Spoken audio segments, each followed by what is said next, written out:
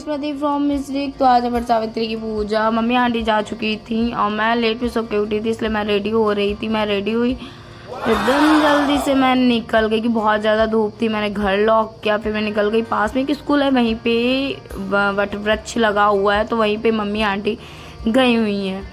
तो देन हम पहुँच गए वहीं पे, पेड़ जहाँ पे लगा हुआ है वट वृक्ष का, वहीं मम्मी आंटी पहुँच चुकी थी। तो सारा ये सब इंतज़ाम कर चुकी थी, पूजा कर रही थी। जब मैं पहुँची थी तो मैंने शूट करना शुरू किया। इसमें औरतें ना अपनी पति की लंबी उम्र के लिए ये पूजा करती हैं। पूजा करने के बाद जो भी रस्में होती हैं वो सब करने के बाद सबके रिचुअल अलग अलग होते हैं। तो मम्मी ने अपना जो करना था सब मम्मी आंटी ने किया। फिर वट वृक्ष की परिक्रमा की, इसमें 5 या 11 परिक्रमा की जाती हैं। इसमें येलो कलर की रील होती है, उससे की जाती है। उसी से एक माला बनाया जाता है, वहीं पहना जाता है। ये सब इतना मेरे वहाँ होता है। ये जो वृक्ष के ऊपर आटे के लगे हुए हैं, ये मेरे वहाँ नहीं लगाए जाते हैं, ये और लोगों में लगाए जाते हैं। सबके अपने अपने रिवाज अलग होते हैं। ये दोनों मिल गई थी, ये दो फ्रेंड से एक दूसरे से कह रही थी तुम स्कूल जाओगी या नहीं जाओगी। फिर मम्मी ने वो परिक्रमा करने के बाद उसी में लपेट के वो रील ना उसी में लगा दी जाती है। फिर मैंने भी दिखा दिया था। यहाँ पे ना मम्मी को धूप बत्ती वगैरह लाना भूल गई थी, तो मैं भाई से बोले जाओ ले आओ। ये लड़का फ़ोन में बिजी था, जा नहीं रहा था। मैं ज़बरदस्ती बोल रही थी चाबी लो, ले आओ ले आओ, वो जा नहीं रहा था। फिर उसके बाद में ना ये तो गया, गुस्सा होके गया, कहा मैं नहीं आऊँगा। फिर मम्मी को एक दादी ने दे दी थी, मम्मी और फिर आंटी ने फिर धूप बत्ती की। फिर उसके बाद देन आसपास की सारी लेडीज़ें पूजा कर रही थी, क्योंकि टाइमिंग थी 8:30 तक चले जाओ या तो पूजा करने के लिए, अब 10 बजे के बाद जाओ। फिर बसंदर डाला, बसंदर भी डाला जाता है, वहीं पास चलाया। फिर मम्मी ने बसंदर डाला, जो भी पूड़ी बताशा वगैरह होता है वो। फिर एक दूसरे को मम्मी ने, चाची ने कोछा दिया, और फिर माला जो बनता है वो पहनाया। इसमें ये होता है ना, अपने से बड़े से कोछा बदलो या अपने से छोटे से कोछा बदलो, ये ऐसे कोछे में दिया जाता है माला और पूड़ी। बहुत लोगों में ये रस्में होती नहीं, बट मेरे वहाँ होती हैं सारी रस्में। और सब्जियां रखी जाती हैं 5 मेल की, और जो इसमें सब्जियां रखी जाती है उसमें से शायद जितना मुझे पता है कद्दू बाद में नहीं खाया जाता कुछ टाइम तक। फिर वट वृक्ष के ऐसे गले लगा जाता, कुछ इसको बोलते हैं बट मेरी भाषा में गले लगा जाता है। फिर और भी लेडीज़ें सारी परिक्रमा वगैरह कर रही थी। और यहाँ पे ये होता है कि इसमें ना पूजा करने के बाद चने निगले जाते हैं, 11 चने या 21 कुछ ऐसे में भी चने निगले जाते हैं पानी से, ऐसे चबली भी निकले जाते हैं, निकल लिए जाते हैं। फिर इसके बाद में ये पूड़ी वगैरह खाया जाता है, इसको खा के व्रत खोला जाता है। ये खाते समय ना बोला नहीं जाता, कुछ ऐसा ही होता है, मुझे पता नहीं है, बस जितना मुझे पता है वो मैं बता रही हूँ। मैं भी ऐसे बैग में दिखा रही थी। बहुत ज़्यादा ही गर्मी थी, बहुत ज़्यादा ही धूप थी। ये जो सामान सब रखा हुआ है ये सब ना दान में दे दिया जाता है। और पता है बहुत लंबी पूजा होती है ये। मैं तो जब गई थी तो देख रही थी, हो रही थी, बहुत बहुत करके जा रही थी, सब आ रहे थे, वो टाइमिंग थी ऐसी। वो कुछ बसंदर वगैरह होता है, वो कुछ चंदन वगैरह होता है, गौरी माता को दिया जाता है। फिर मम्मी और आंटी जी ने फिर ऐसे एक वट वृक्ष के गले लगे और पैर जरा डिस्पर्स किया, ऐसे कुछ होता है। मैं भी करूँगी, जान जाऊँगी, बट अभी कुछ पता नहीं है। फिर आंटी जी की बारी आई, फिर आंटी जी ने भी ऐसे ही किया। फिर जो ये सारी चीज़ें होती हैं इनको दान में दे दिया जाता है, जो भी वहाँ पे चढ़ाया जाता है, सब्ज़ी वगैरह होती है या पूड़ी पापड़ वगैरह होते हैं, सारे दान में दे दिए जाते हैं। जिसके घर पूजा होती है वो अपने घर नहीं ले जाता है, वो दूसरे के घर देता है। जिससे जिसको हम दान करते हैं वो भी किसी ने दान किया होगा। ये होता है प्रसाद, इसमें बरगद बनाए जाते हैं, आटे के पापड़। फिर आगे इधर भाभी, हम लोग जा रहे थे, फिर भाभी आ गई। मैंने भाभी का भी थोड़ा सा शूट कर लिया, अपने ऐड कर लिया। देन भाभी और मम्मी की फ़ोटोज़ की। फिर पहुंच गए घर। घर में भी ऐसे होता है, शादी में नहीं होता है, ऐसे थाप वगैरह लगते हैं दरवाजे पे।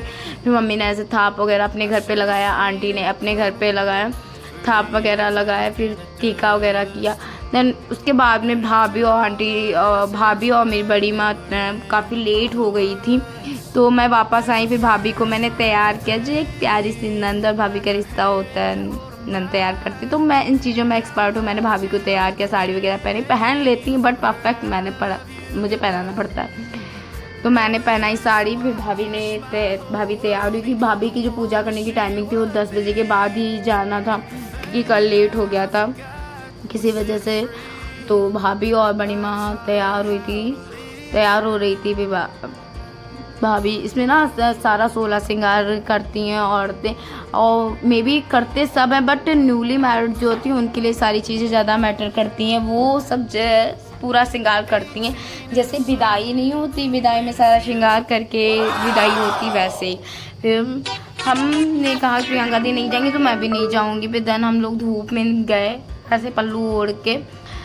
भाभी भी मेरी तो ऐसे ही सब रखा जाता है। मम्मी, क्योंकि मैं लेट में पहुंची थी, मम्मी और चाची का सही से सूट नहीं कर पाई थी, मुझे भाभी के साथ भी मेरी भाभी बोली इस साल हो तो चलो, अगले साल तो नहीं होगी तो नहीं जा पाओगी। तो मैं भी रेडी हो गई। प्रियंका दी बोला वो नहीं जाएंगे, मैंने तुम नहीं जाओगी तो मैं भी नहीं जाऊँगी। तो दोनों लोग आ गए। फिर यहाँ पर भी एक भाभी मेरी मिल गई रिलेटिव, तो ये दोनों रिलेशन की मेरी स्वीट सी सिस्टर्स, मतलब नंदे थी। मैं बुआ हूँ, भाभी मैं बुआ। तो मैंने भी दिखाया प्रियंका, मैं इनसे बोल रही थी नेक्स्ट टाइम आपका नंबर होगा, आप भी ऐसे करना। तो फिर भाभी ने और बड़ी माँ ने पूजा किया। फिर सेम उन्होंने भी ऐसे परिक्रमा की, वट वृक्ष की धागे से।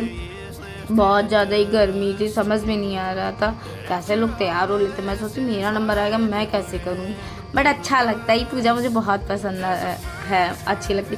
तो भाभी ने भी यहाँ भाभी को मतलब कोछा दिया और माला वगैरह पहनाया। फिर मेरी भाभी ने बड़ी भाभी को कोछा दिया। बड़ी भाभी के वहाँ ये रिवाज नहीं होता कि कोचे में उनके वहाँ पापड़ वगैरह नहीं दिए जाते हैं, और बट मेरे वहाँ ये रिवाज होता है कि कोचे में पापड़ वगैरह दिए जाते। तो यहाँ पे मैं बोल रही थी कि माला पहना दिया।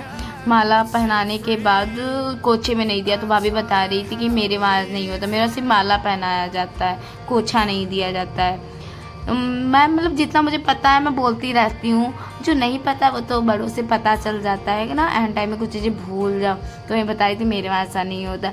फिर मैं अपनी मम्मी लोगों से नहीं पहनती बड़ी माँ से, लेकिन अब जब कोई दूसरा पहना रहा था तो मना भी नहीं कर पाती। तो हम लोगों ने ये माला पहना है, भाभी ने पहनाई, तो प्यार से पहनी। बोल रही थी कि अब तो भाई हमारी शादी हो चुकी, मुझे भी पहना। तो बोली अब तो शादी हो चुकी, तो यार मैं कोई बात नहीं, मैं दूसरी शादी कर लूँगी। तो सब खिंचाई कर रहे थे एक दूसरे की। यहाँ पे हम लोगों ने भी माला पहना लिया। तो जो मेरी 2 छोटी छोटी नंदे आई थी उनको मेरी बड़ी माँ ने और भाभी ने माला पहनाया। फिर भाभी ने भी सेम वैसा ही किया, जैसे चना लील के भी पानी पिया। फिर बड़ी माँ ने भी वैसे ही किया। फिर हम लोगों को मिला प्रसाद, हम लोगों ने प्रसाद किया, तो सेल्फी में शूट कर लिया। ये यही छोटी छोटी मेमोरीज होती हैं, पता नहीं क्या। फिर भाभी ने भी यहीं गले मिलने वाला वट टच वाला ऐसे किया। तो मैं बोली थी भाई छोड़ दो छोड़ दो छोड़ दो, अब तो छोड़ दो बट बच्चे बाबा को अब तो छोड़ दो। तो फिर इसके बाद में भाभी ने भी वहीं सेम किया। सब के अपने वहाँ के रिवाज अलग अलग होते हैं, मेरे वहाँ के कुछ ऐसे थे। तो यहाँ पे ना भाई था नहीं घर पे, तो होता है नहीं कि तुरंत हस्बैंड के पैर चाहिए जाते। तो वहीं पास से मेरी सिस्टर ने कॉल कर दिया बड़े भैया को। तो भाभी ने वीडियो कॉल पे सबसे पहले बोला चरण स्पर्श। भैया बोली खुश रहो। तो भाभी बहुत तेज से हंसी थी कि थोड़ा खुशी हो जाती ना, जिसके लिए व्रत रखो फिर उसको सामने देखो तो ज़्यादा खुशी होती है। अपने हस्बैंड की लंबी उम्र के लिए व्रत रखो, वहीं पास उनकी खुशी देख लो भाभी की हमारी। फिर तुरंत वीडियो कॉल करके उनको दिखा दिया गया, उनसे बात कराई गई। भैया भाभी ने बात की। प्रियंका दी मैं उस टाइम थोड़ी देर के लिए स्टैंड बन गई थी, कोई बात नहीं, नेक्स्ट ईयर इनका में नंबर आएगा। देन फिर मेरी बड़ी माँ ने इनको माला पहनाया। फिर छोटी ननद को भी माला पहनाया, नहीं भतीजी, सॉरी मेरी तो भतीजी है, ननद तो भाभी थी वो मेरी, मैं ननद हुई। मेरी दोनों छोटी भतीजी थी। मैं बोली थी चलो ठीक है बाय बाय, नेक्स्ट ब्लॉग।